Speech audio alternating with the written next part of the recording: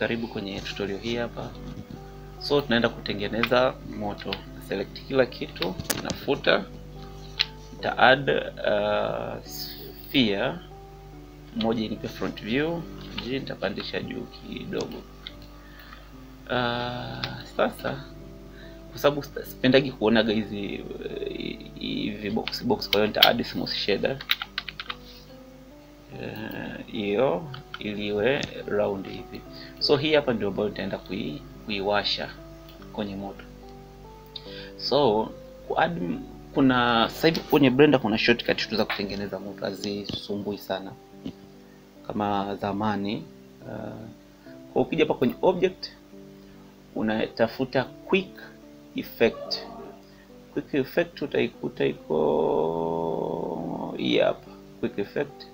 Unakuja quick smoke, una click quick smoke mpaka hapa hivi tayari, yani moto uko tayari kabisa.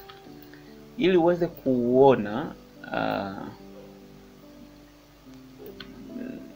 unakuja kwenye hapa kwenye render, una switch from EV unaenda kwenye cycles kwa matokeo mazuri zaidi. Tunapandisha hapa kidogo. Sasa hapa hivi kwenye, kwa sababu ni quick smoke, hapa utatoka moshi peke yake.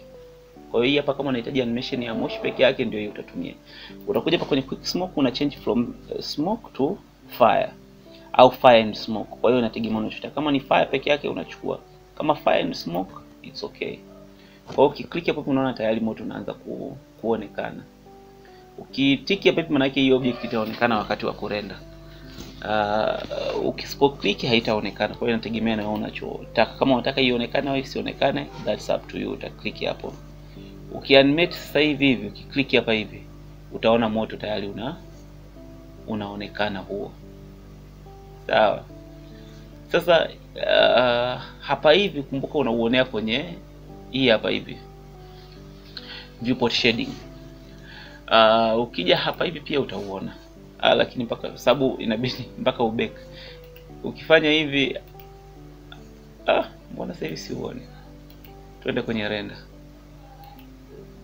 Okay, basi kwenye render hapa hivi unaonekana, na ndio sehemu muhimu kuliko zote.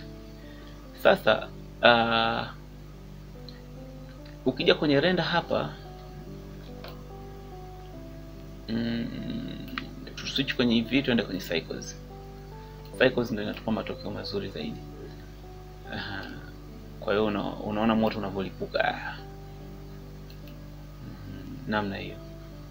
Sasa tuchukulie kama unataka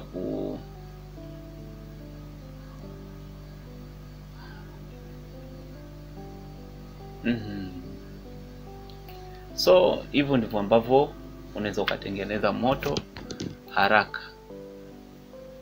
So tutorial hii nilikuwa nataka kuitengeneza kwa muda, so nimeamua kuitengeneza haraka ili kusudi kuna watu wajue kwamba pia ndani ya Blender unaweza ukatengeneza moto. So karibu tena. Sasa hivi natengeneza tu picha ya thumbnail. Hamna kitu cha maana nafanya tena hapa. Lengo lilikuwa ni kufundisha kutengeneza moto na hiyo. Kwa hiyo hivyo. So kwa wale wanahitaji darasa la kutengeneza, kufanya tu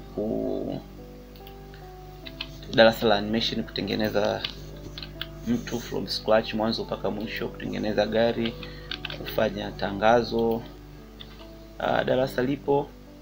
Unanicheck kwa namba hizo hapo unapoziona ili tusaidiane. So karibuni.